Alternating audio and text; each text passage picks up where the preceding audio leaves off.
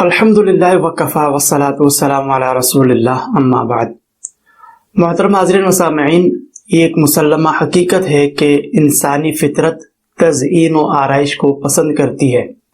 یعنی خود کو مزین و آراستہ کرتے ہوئے زیب و زینت کا اظہار کرنا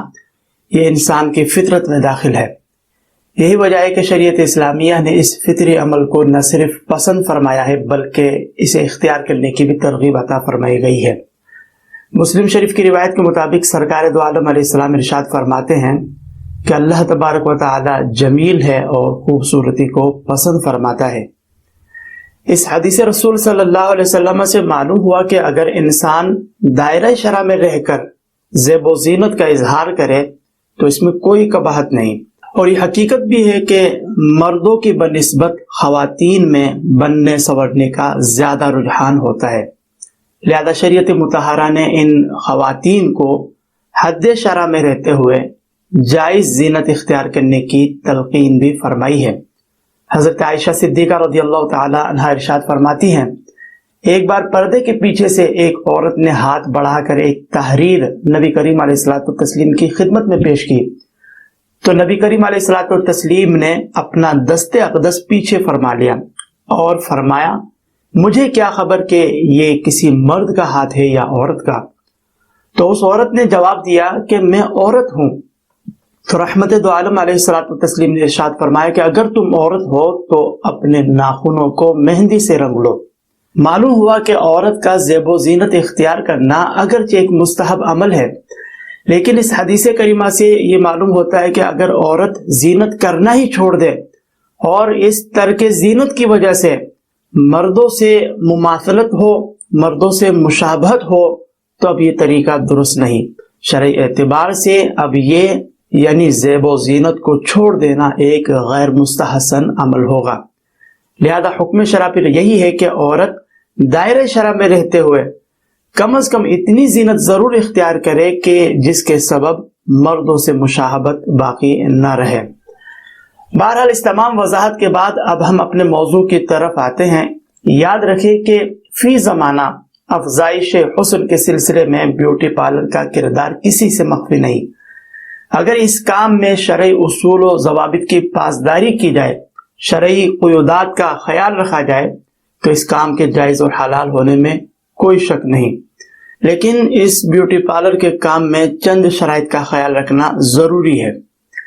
پہلی شرط تو یہ ہے کہ اس کام میں یعنی بیوٹی پارلر کے کام میں آئی برو نہ بنائی جاتی ہو، کیونکہ ایک حدیث مبارکہ میں حضرت عبداللہ رضی اللہ تعالیٰ عنہ فرماتے ہیں کہ چہرے کے بال نوچنے والی، نوچوانے والیوں پر یعنی بھویں بنانے والی اور بھویں بنوانے والی عورتوں پر اللہ تبارک و تعالیٰ نے لعنت فرمائی ہے۔ لعنت کا مطلب اللہ تبارک و تعالیٰ کی رحمت سے دور ہونا ہے۔ اس وجہ سے معلوم ہوا کہ آئی برو بنانا، بنوانا یہ ناجائز و حرام عمل ہے اور ایسی خواتین پر لعنت دی گئی ہے۔ لیکن یہاں یہ بات ضرور یاد رکھی جائے کہ اس حدیث مبارکہ میں جو وعید بیان کی گئی ہے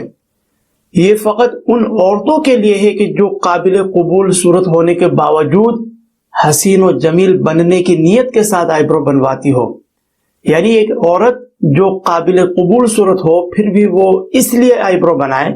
تاکہ وہ حسین و دلکش نظر آئے، دوسری خواتین سے ممتاز نظر آئے، تو ایسی عورتوں پر لعنت کی گئی ہے۔ ہاں، ایسی خواتین کہ جن کی آئی برو بہت ہی زیادہ گھنی ہو، بہت زیادہ پھیلی ہوئی ہو، یعنی اتنی گھنی ہو، اتنی پھیلی ہوئی ہو کہ جس کی وجہ سے وہ بدنما محسوس ہوتی ہو،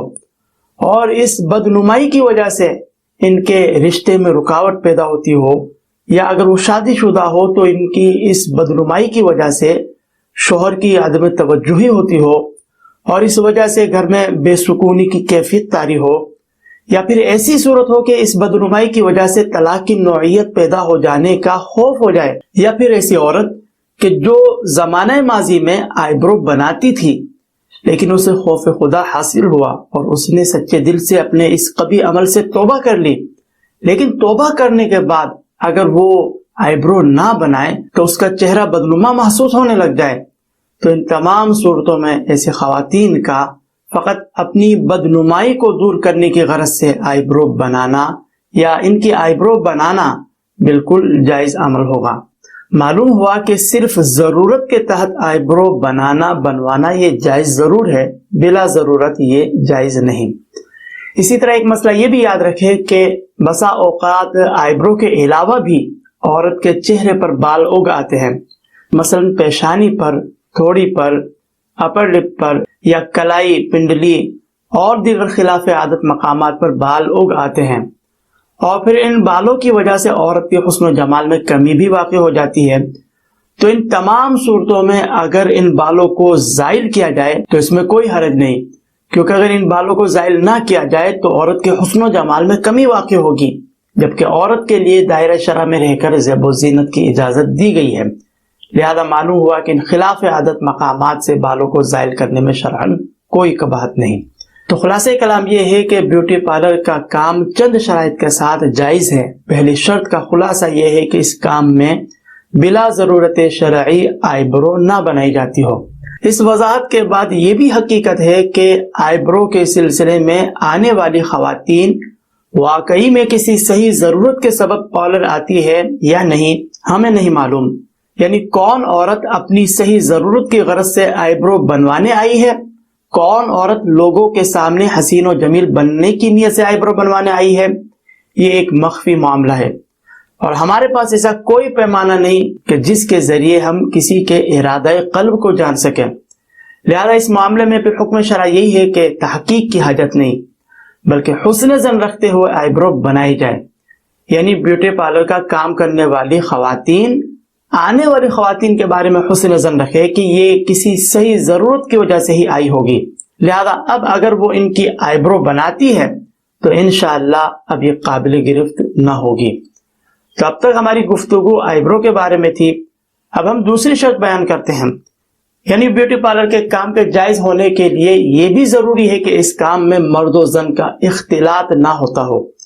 یعنی بیوٹی پارلر کے کام میں نہ تو کوئی اجنبی مرد خواتین کا میک اپ کرے، نہ ہی خواتین کسی اجنبی مرد کا میک اپ کرے۔ اسی طرح ان دونوں کے لیے علیحدہ علیحدہ مقامات مختص ہونا یہ بھی ضروری ہے، تاکہ تنہائی اور بے پردگی کا اندیشہ بھی باقی نہ رہے، کیونکہ سرکار دو عالم علیہ الصلوۃ والتسلیم نے ارشاد فرمایا ہے کہ تم میں سے کسی کے سر میں لوہے کی سوئی گھونپ دی جائے تو یہ اس کے لیے اس سے بہتر ہے کہ وہ ایسی عورت کو چھوئے کہ جو اس کے لیے حلال نہیں۔ مزید ایک روایت میں سرکار دو عالم علیہ السلام ارشاد فرماتے ہیں، جس کا مفہوم ہے کہ جب کوئی اجنبی مرد کسی غیر محرم کے ساتھ تنہائی میں ہوتا ہے تو ان دونوں کے درمیان تیسرا شیطان ہوتا ہے۔ تو حاصل کلام یہ ہے کہ بیوٹی پارلر کے کام کے جائز ہونے کے لیے دوسری شرط یہ ہے کہ اس کام میں مرد و خواتین کا اختلاط نہ ہوتا ہو۔ اسی طرح بیوٹی پارلر کے کام کے جائز ہونے کے لیے تیسری شرط یہ ہے کہ اس کام میں ستر کا اظہار نہ ہوتا ہو، یعنی عورت کا عورت سے مرد کی مثل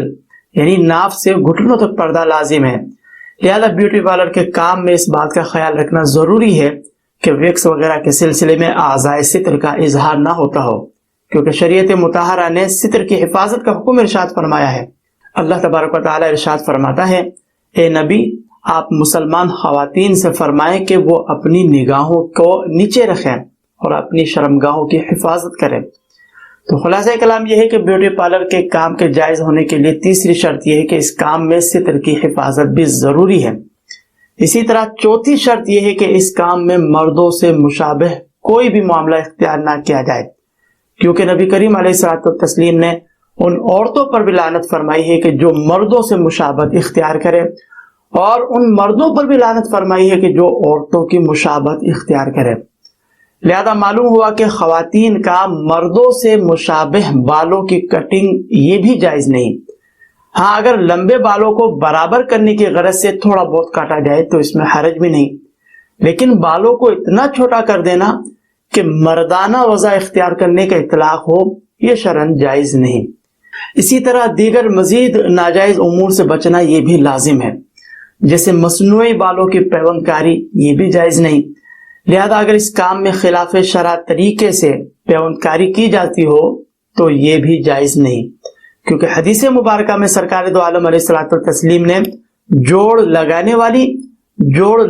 والی عورتوں پر لعنت فرمائی ہے۔ معلوم ہوا کہ ایسے افراد کہ جو بالوں میں پیوند کاری کرتے ہوں یا کرواتے ہوں تو اب نہ تو وقتی طور پر عارضی طور پر ایسی وگ لگوانا جائز ہے، نہ ہی دائمی طور پر، لہذا اس فعل قبیح سے لازمی بچا جائے۔ ہاں اگر انسان یا خنزیر کے علاوہ بالوں کی بنی کوئی وگ ہو، مثلا آرٹیفیشل وگ جس میں عام طور پر پلاسٹک کا استعمال کیا جاتا ہے، یا پھر اونی سوتی دھاگے وغیرہ سے بنے مصنوعی بال یا ان کی وگ، یا انسان اور خنزیر کے علاوہ کسی دوسرے جانور مثلا گھوڑے کے بال سے بنی وگ استعمال کی جائے تو اب ان کے استعمال میں شرعاً کوئی حرج نہیں۔ تو خلاصہ کلام یہ ہے کہ بیوٹی پارلر کے کام کے جواز کے لیے یہ بھی ضروری ہے کہ اس کام میں خلاف شرع طریقے پر مصنوعی بال نہ لگائے جاتے ہوں۔ اسی طرح ایک حدیث مبارکہ میں حضرت عبداللہ ابن عمر رضی اللہ تعالی عنہما بیان کرتے ہیں، سرکار دو عالم علیہ الصلوۃ والتسلیم نے گودنے اور گودوانے والی عورت پر لعنت فرمائی ہے۔ جسم گودنے گودوانے سے مراد سوئی وغیرہ کے ذریعے جسم میں چھید کرنا، پھر اس میں سرما یا رنگ بھرنا ہے، جسے ہم ہمارے زمانے میں ٹیٹو بنانا بھی کہتے ہیں۔ جیسا کہ بعض لوگ ہوتے ہیں کہ وہ مختلف طرح کے نشانات، مختلف طرح کے ڈیزائن اپنے جسم پر، اپنے بدن پر بنواتے ہیں۔ کچھ لوگ تو اپنے بدن پر اپنے محبوب، اپنے محبوبہ کا نام لکھواتے ہیں اور بڑا فخر محسوس کرتے ہیں۔ تو یہ ٹیٹو بنانا یا بنوانا یہ مرد اور عورت دونوں کے لیے ناجائز و حرام ہے۔ یہ ایک شیطانی عمل ہے، یہ دور جاہلیت کی ایجاد ہے، یہ اللہ تبارک و تعالیٰ کی تخلیق میں تبدیلی کے زمرے میں آتا ہے، لہذا اس فعل قبیح سے بچنا لازم ہے۔ پھر اس ٹیٹو بنانے میں ایک قباحت یہ بھی ہوتی ہے کہ اگر انسان توبہ بھی کر لے تو بسا اوقات اس ٹیٹو کو اگر وہ زائل کرنا چاہے تو زائل کرنا ممکن بھی نہیں ہوتا۔ اس صورت میں اگر تو بغیر اذیت و مشقت کے اس کو جدا کیا جانا ممکن ہو، زائل کیا جانا ممکن ہو تو ضرور اس پر عمل کیا جائے، ورنہ اس کی موجودگی میں غسل بھی نہ ہوگا۔ ہاں اگر بغیر اذیت و مشقت کے ان کو ہٹانا ممکن ہی نہ ہو تو اب چونکہ حرج شدید ہے اور شریعت کا ضابطہ ہے الضرورات تبیح المحظورات، یعنی